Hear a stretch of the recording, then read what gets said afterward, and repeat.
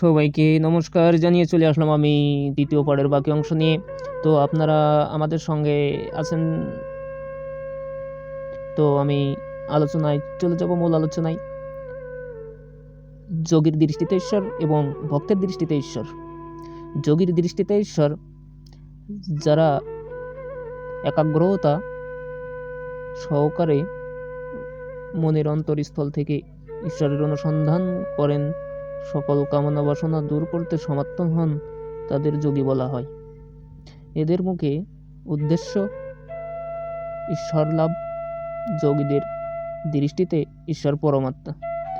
এই পরমাত্মাই জীবাত্মারূপে জীবের মধ্যে অবস্থান করেন। তাই যোগীর কাছে জীবই ঈশ্বর। মহাযোগী ও মহাজ্ঞানী স্বামী বিবেকানন্দ এই মহাবিশ্বের সকল কিছুতেই বহুরূপে ঈশ্বরের প্রকাশ বলে অবহিত করেছেন। ঈশ্বর সম্পর্কে তার অমর বাণীটি আমরা সবাই জানি, যে স্বামী বিবেকানন্দ 1863 সালে 12 জানুয়ারি পশ্চিমবাংলা কলকাতাতে জন্মগ্রহণ করেন। তিনি সুন্দর একটি বাণী বলেছিলেন, এটা সবাই জানেন হয়তো, যে জীবে প্রেম করে সেই জন সেবিছে ঈশ্বর। অর্থাৎ জীবের সেবাই করলেই ঈশ্বরের সেবা করা হয়। ভক্তের দৃষ্টিতে ঈশ্বর আমরা এখন জানবো, যে ভক্তের দৃষ্টিতে ঈশ্বর, এই বিষয়টা জানবো। আমরা অনেকেই জানি না, বিশেষ করে আমাদের ছেলে মেয়েদের কিছু অজানা থাকে, যে তারা এইসব বিষয় কিন্তু জানে না। তো এগুলো জানা উচিত। যারা সংসারের বিষয় ও বৈষয়িক কর্মের মধ্য দিয়ে সর্বশক্তিমান ভগবানের উপাসনা করেন, তাদের ভক্ত বলা হয়।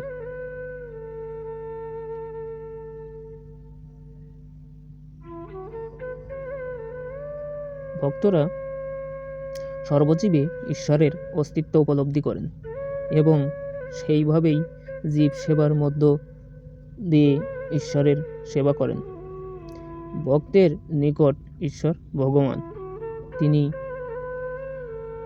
সবসময় আনন্দময় ও গুণময়।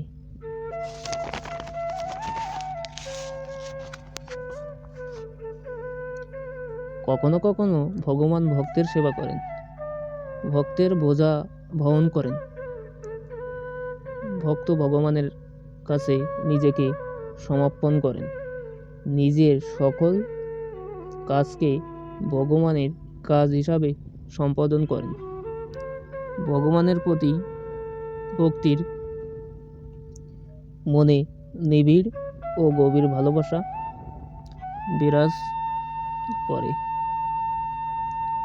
শুধু তাই নয়, তার সৃষ্টিকেও যাতে গভীরভাবে ভালোবাসতে পারেন, সেই জন্য ভক্ত ভগবানের নিকট প্রার্থনা করেন।